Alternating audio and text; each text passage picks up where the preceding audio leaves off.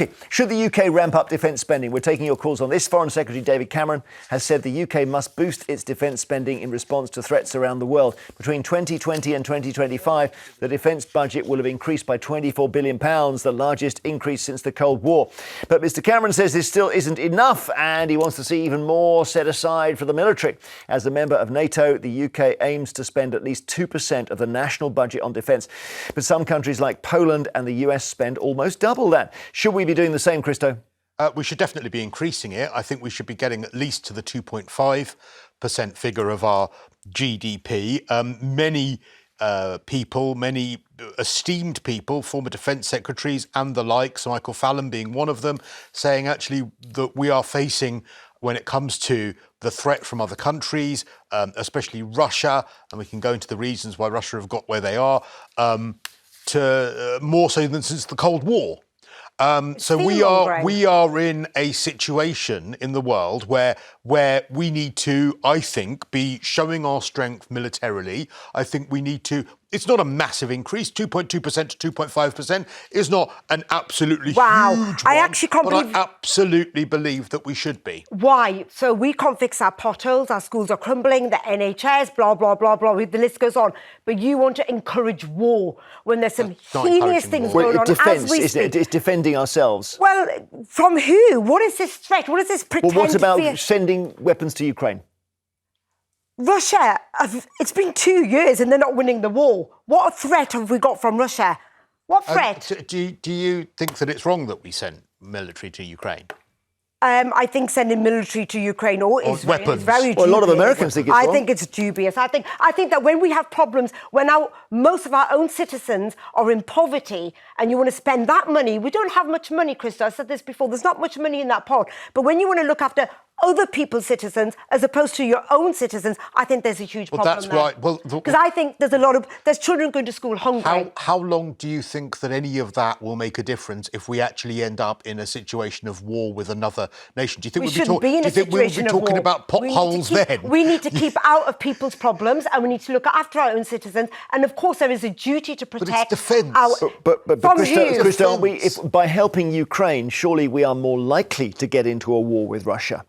Well, absolutely. And I see that argument. And I actually have argued many, many times that we should have been using diplomacy with Russia for many, many years previously to this, and that the expansion of NATO does not excuse for 1 second anything that Russia has done. But it does, because you provoked Russia. Hang on, let me just finish. I don't think that I think that it doesn't excuse what Russia has done. I don't think it excuses Russia killing innocent people, but it could have been very much predicted by the West, Russia's reaction to the expansion of NATO and the fact that they feel they were made promises about that. So the fact we now need to increase our defence spending is almost the chickens coming home to roost for some of the bad decisions that the West have made. But we are where we are. We are in a situation where Russia has invaded a sovereign nation of Ukraine. At the moment, what's going on in Israel is making Putin look a bit like the tooth fairy, quite frankly. And we're still not stopping arms there either. This is all about profit before people. I nearly got through one sentence. Yeah, no, you got through.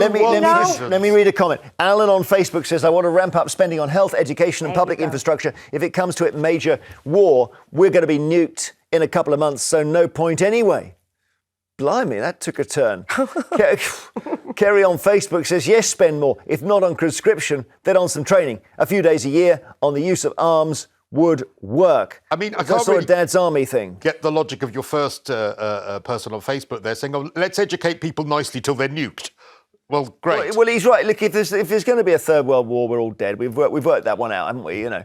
We may as well all pack up and go home then. I mean, our aim has to be to stop it happening, right? And that's defence spending. That's showing. Peace talks and that's negotiation. It's not saying here how many bombs have we got and actually provoking even more. I don't disagree that negotiation is a good thing. And also, 25 billion. Where's that 25 billion? How much more do they need? It's not a zero-sum game. You can have both. You can have a negotiation with a strong defence spend as well and have both of those things together. That is the way forward. At the moment, our army is so small it could fit inside Wembley Stadium. Whereas Russia has increased their defence spending by 300%. And they're still not winning Ukraine. Because of the fact that we have spent money out of our defence budget arming Ukraine. So therefore, this is the argument for defence spending you've just made. Well, yeah, it's interesting to spend defence on Ukraine's defence. That is you've got to get your head around that. Kathleen in the West Midlands, hi. Kathleen, hi.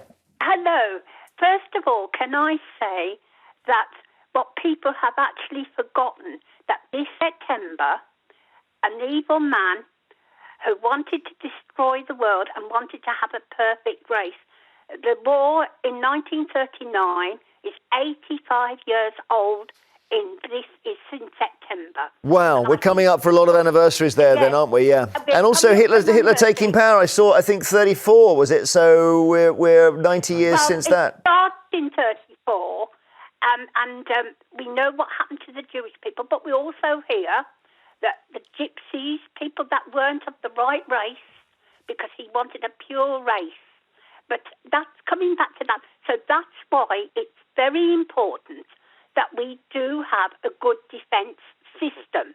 But surely surely we can see it coming. With Hitler, we did. Yes, we can. We failed to see it coming. It's in Europe now. It's in Europe now. It's for Ukraine. There's Poland, and there's all those other countries. We are at war now, in a way, and the war existence going on. It seems to me that the human race, 85 years ago, that's not a long time in history. That's in most people's lifetime. I was born 8 years after. But most people have forgotten this. And as your panel is saying, the point is, war discriminates against everybody. Yeah, but aren't we, if we start arming, aren't we like the guy in the pub who just gets involved in 4 fights in a night just because he fancies it? We don't have to take part in every fight around the world. No, we don't. But we need a defence system because our country will be at threat as much as all right. other countries. You think that's us? You think we're the guy in the pub? Or we just, as soon as there's a fight, start throwing chairs? I love that. And Kathleen, I'm just shocked to hear you talking about it almost as if you're willing. I know you're not willing it, but I don't want to send other people's kids to go and die in war. I want to talk about peace. I don't want to talk about defence, especially after Jeremy's just said, actually, we just throw ourselves around, in other people's problems. We shouldn't be talking like this, Kathleen. And guess what? Why don't we talk about how that money, 25 billion, could be spent on our citizens? Let's look after our own. While we're doing a bit of history, we've got a 30-year anniversary this month, which is really big, which is Rwanda. Now, Rwanda came right in the middle of the Clinton presidency. 800,000 people were hacked to pieces in 3 months. Oh, God. And no one lifted a finger because nobody thought it was our business. Why? Well, because we didn't think it was our business. No, that's not the reason. It's because there's probably no money involved. There's no money involved, that's why. So they let that happen. But when there's money or oil involved, suddenly we're there. I don't even know how you sort out a civil war. It's not easy. But every problem that arrives is a different one from anything we've seen before. I don't know why, Narinder, you see increasing defence spending as a route to us wanting to go to war. Many people, myself included, would say that defence spending is a route to stopping any future conflict. Because it shows that we are serious about our defence, meaning that any foes, well, I don't think that they do when other places have increased by 300%. Are we imminently under attack? Are there people at our do we wait till we are? Well, no, because we already have a defence. We have 25 billion put there. So are we imminently under attack? Are people at our shores? It's not enough. Norway have just increased theirs by the tune of absolutely billions. Well, because they're near Russia. Well, of course, we've got location as well. But the other problem is, I just don't think we've got the money, Christo. That money has to be spent somewhere else where we need to spend it. It doesn't need to go into defence. I disagree. We're not under imminent attack. Let's calm down. OK. Alan is in Gwent. Hello, Alan. Good morning, Jeremy, and the panel. Being an ex-military, in the late 70s, we had British Army of the Rhine, where we used to do exercise there with all of Europe, Australia and America, right? Russia didn't knock on the door of the Eastern Bloc, right? We had to defend. But people said about the money we spent, they still got trades in the forces. You pay them to do mechanics, electronics, techno and intelligence. I was a part of SIB and intelligence. I did it twice, All right. So I talked to you a couple of weeks back. Oh, right, yeah. And the thing is, it's not preempting, it's defending the shores. Hitler walked right way through Europe. It's only because they went to Poland, we declared war and they didn't leave.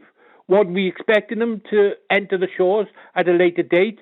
And our lady said about there's no way we're going to attack from anything. I've been intelligence service in the UK, Northern Ireland. We still got about 4,000 or 5,000 sleepers here.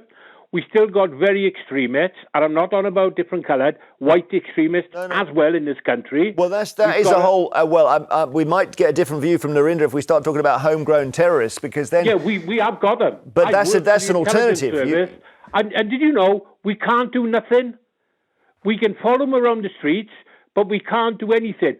We want a defence system that can actually do exercise. That's why we come out of Afghanistan and America, and Russia decided to see if he can push further in. All right. We haven't got the troops. We got under. But Alan, the Ministry of Defence has been given 25 billion. Excuse me, sorry to interrupt. We have got under 68,000 troops to cover the world if the other countries want us to enter it. All right. We got three aircraft carriers. Okay, one Alan. is knackered, one is down the Middle East, and one is the North Atlantic. Well, when you put it like that, it does sound like we're out of ammunition on all fronts. Right, let's just get Ruth in Chester. Hi, Ruth. Hello. What do you think? Are we needing to spend more on defence? 68,000 in the army now. Well, if the rest of the world are spending much more than us, then yes, we should. But where's the threat? I mean, as Narinder says, we've got this lovely moat around the UK. We're going to see him coming. The moat hasn't stopped us being invaded for thousands of years. We've been invaded by the French. The moat didn't stop people invading then.